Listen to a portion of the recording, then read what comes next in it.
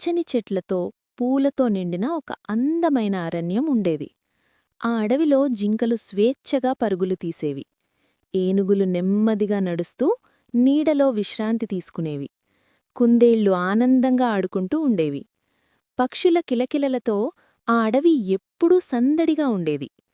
ఆ అడవిలోనే చిట్టి జింక అనే చిన్న జింక ఉండేది.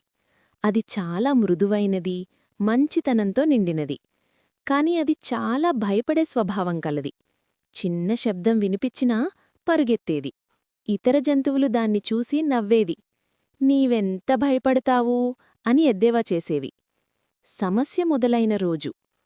ఒకరోజు అడవిలో పెద్ద సమస్య వచ్చింది. ఒక క్రూరమైన సింహం కొత్తగా ఆ అడవిలోకి వచ్చింది. అది రోజు జంతువులను భయపెడుతూ ఉండేది. బలహీనమైన జంతువులు భయంతో దాక్కునేవి. అడవిలో శాంతి లేకుండా పోయింది. పెద్ద జంతువులు కూడా సమావేశమయ్యాయి. ఈ సింహాన్ని ఎలా ఎదుర్కోవాలి అని ఆలోచించాయి. కాని ఎవ్వరికీ స్పష్టమైన పరిష్కారం కనిపించలేదు. చిట్టిజింక మాత్రం దూరంగా నిలబడి అన్నీ గమనించింది. ఆ రాత్రి జింకకు నిద్రపట్టలేదు. నేను చిన్నదాన్ని, భయపడే స్వభావం నాది, కాని అడవిని కాపాడుకోవాలి అని అనుకుంది. మరుసటి రోజు అది నెమ్మదిగా అడవిలోని పెద్ద జంతువుల దగ్గరకు వెళ్ళింది. నాకొక ఆలోచన ఉంది అని ధైర్యంగా చెప్పింది. అందరూ ఆశ్చర్యపోయారు. నీవా? ఏం చేయగలవు అని కొందరు నవ్వారు. కాని జింక భయపడ్లేదు. తెలివైన పథకం. జింక చెప్పింది, సింహం బలంమీదే నమ్మకం పెట్టుకుంటుంది, కాని తెలివితో దాన్ని ఓడించవచ్చు. అడవిలో ఉన్న లోతైన లోయ దగ్గరకు దాన్ని తీసుకెళ్ళాలి. అందరూ ఆలోచించారు. ఇది పనిచేయవచ్చు అన్నారు. ధైర్య పరీక్ష. చిట్టిజింకే సింహం దగ్గరకు వెళ్ళింది.